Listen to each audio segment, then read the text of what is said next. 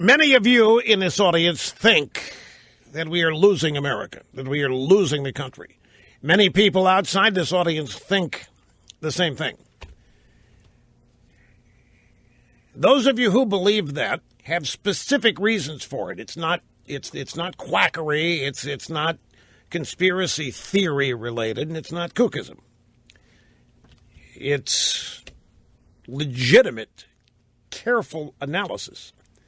And I want to explain to you how Europe is losing itself. I close the sentence here. I want to dot the I's and cross the T's on this and wrap this up so that you are able to put all this together, because for everything happening in Europe, there's the United States counterpart.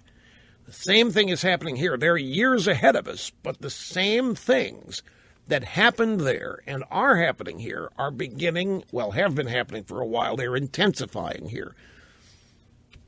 Even domestic militant Islamic terror, which outside of 9/11, Fort Hood. See, when you think of it's just a couple instances, you start thinking it's more and more. But I want to go back first to this website, thereligionofpeace.com, which has a quite sensible and unique way of categorizing all the terror activity around the world in ways that the drive-by media do not report. Something as simple as body counts, numbers of incidents, where they happened, the type of incident, what kind of terror attack was it, in list form. You don't have to read 750, 1,500, 2,000 words to get this. It's just bam, bam, bam right there. Here I told you the numbers for the last 30 days worldwide. Last 30 days, 3,221 people injured, 1,165 people killed worldwide just in the last 30 days. I want to give you the number for last year. 27,596 people were killed last year to Islamic terrorism, by Islamic terrorism, around the world. Do you know how many people Ebola killed? Well, it's about 10,000 in that. If you go to the certain parts of Africa. In 2015, there were 2,860 Islamic attacks in 53 countries. 27,596 people were killed. Another 26,000 were injured in just 2015. How many of you do those numbers surprise you? Now, you might say, it doesn't surprise me. Russia and other stuff's all over. But you haven't heard news accounts that would lead you to add that number or to get to that number by thinking of all the reports you've heard. You can think of 5 or 6 major terror attacks that you heard about. 14 people killed here, 136 in Paris. But you haven't heard anywhere near enough news to lead you to believe that almost 28,000 people were killed by militant Islamic terrorism just last year.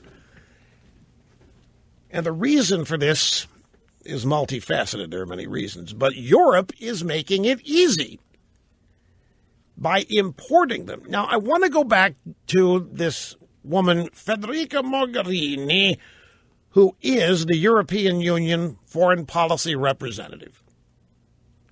Think of her as Hillary Clinton at the State Department.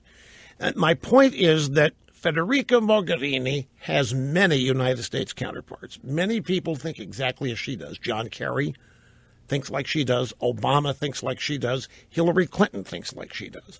Joe Biden thinks like she does. Take your pick. Any prominent liberal Democrat thinks exactly like Federica Mogherini. And what, again, does she believe? She said Islam holds a place in our Western societies. Islam belongs to Europe. I'm not afraid to say that political Islam should be part of the picture.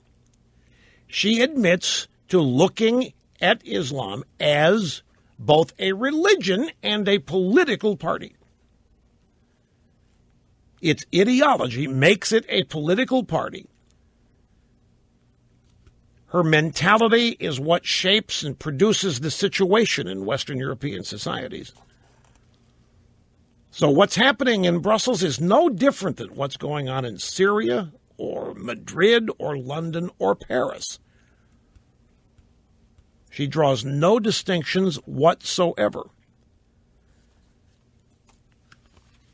Now, what's interesting about her and her counterparts here in the United States is how absolutely blind, naive, and ignorant, and that's in the best case scenario she is.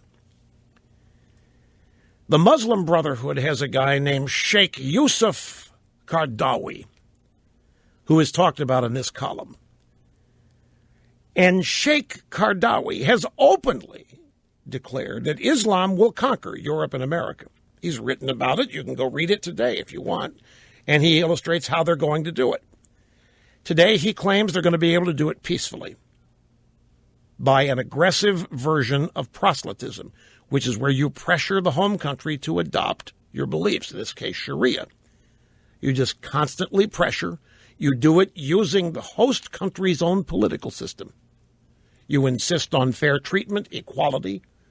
You come in as a multicultural advocate, and you demand acceptance for what you believe under the existing laws of the country you're attempting to overtake.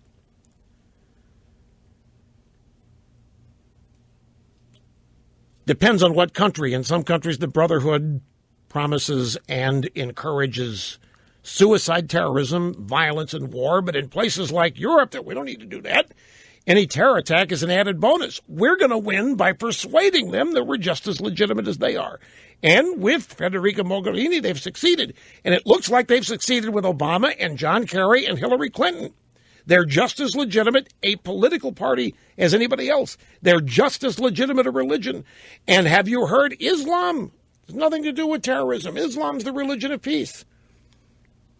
So you combine all that, and here you have the Muslim Brotherhood guy, Sheikh Qaradawi, actually writing and explaining how they're doing it in Europe and how they're going to not stop there and how they're going to keep coming.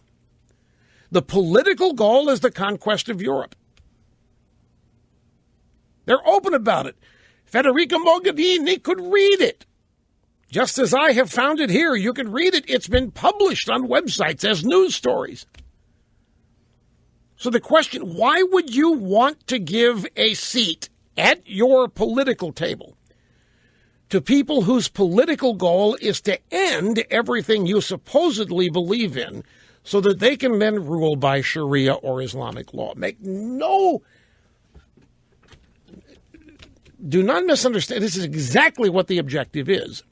And we're seeing it play out in Europe.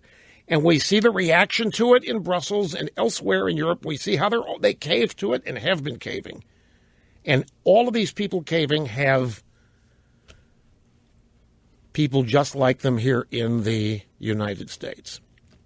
But it's all made possible by liberalism, folks. This is the bottom line here, and the real thrust and the point that I'm trying to make is that multiculturalism and liberalism is on the march in this country to destroy or transform what has always been this distinct American culture, and it contains many aspects. I mean, you would look at hard work paying off, limited government. Any number of things are being thrown upside down or disbanded and gotten away with and done away with. And so there's no way, if these people succeed, there will not be an American culture to assimilate into. And it's all happening under the guise of fairness. It's all happening under the guise of equality and so forth. And it makes no sense. It makes no sense why anybody would passively sit by and let this happen. It's been my question about liberalism for as long as I've been alive. And the answers are scary.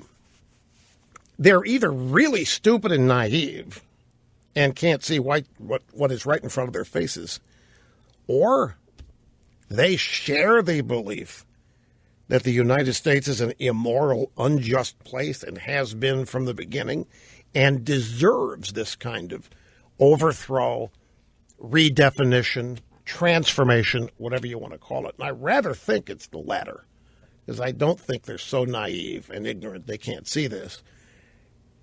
They see it, and they're just not bothered by it. Quick timeout. Back with more after this. Now, one of the things I say frequently on this program, if you listen here regularly, you're on the cutting edge of societal evolution. What's going to happen?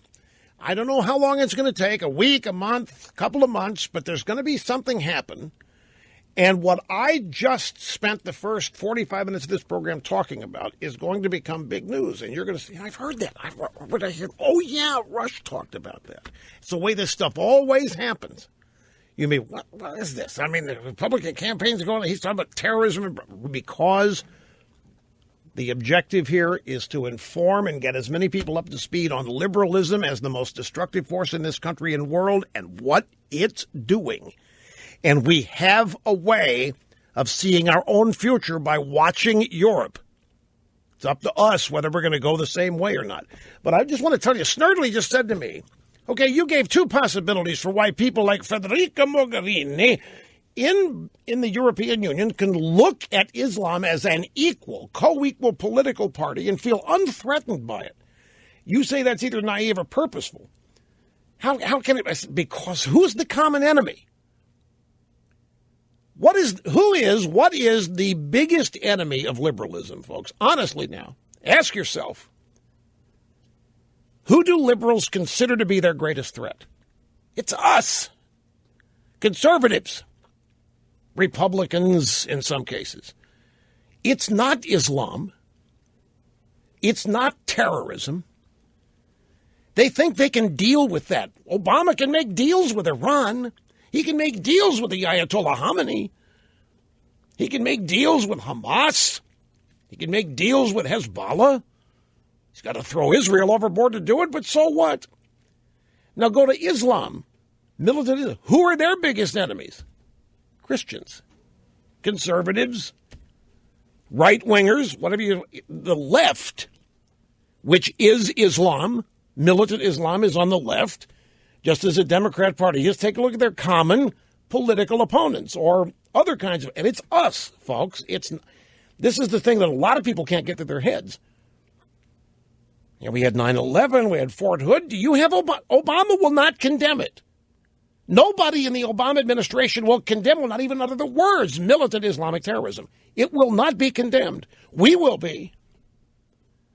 They'll go to the end of the earth to warn everybody about us or whoever our political presidential nominee happens to be, or whoever our Speaker of the House happens to be, or whoever our popular media figures are. The worst reprobates in the world if you listen to these people. Far worse things are said about me than Obama and his people ever say about Islamic terrorism. And ditto Islamic terrorism and militant Islamists. You look at the common enemies. For some reason, Obama and his crew do not look at Islam as a threat to their power, as terrorism is a threat to their power, but they see that in us. We are a threat to their power. And we are. We're trying to take it away from them. We're trying to beat them in elections. That's not allowed. That will not happen. That we pose too big a threat to them. But they can peacefully coexist with all these other people. They're in the same place in the political prism. They're both out there on the left. Both have the same common enemy. United States, great Satan. Here in America, the left thinks we're unjust and immoral from the days of our founding. Militant Islamists think we're immoral and unjust because we're infidels. Remember, I've told you, you listen to the ex-president of Iran, Mahmoud Ahmadinejad. You couldn't tell the difference of what he says about America than Joe Biden on the campaign trail or Obama. They talk about this country in identical ways. They talk about Republicans in identical ways. We are their biggest threat, making us their central enemy. The American left, Democrat Party, and liberalism worldwide. Its enemy is conservatism.